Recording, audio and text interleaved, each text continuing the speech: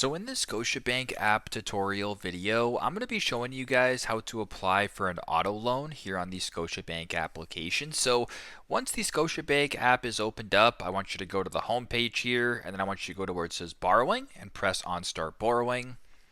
Once you're on this page, it'll redirect you to a borrowing tab at the top where it says borrowing. Below that, it says featured, lines of credit, loans, and motorized vehicles. So you're looking for an auto loan. Obviously, we'll go ahead and press on motorized vehicles.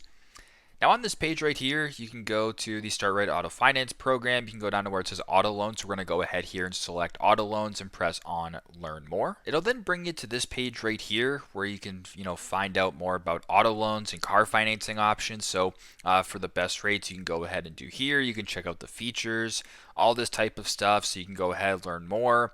Dealership, you can call them, whatever the case may be. But if all looks good and you want to proceed, you can go ahead and calculate my payments and the dealership and ask for Scotiabank financing. So pretty simple, pretty straightforward. That is how to apply for an auto loan here on the Scotiabank application.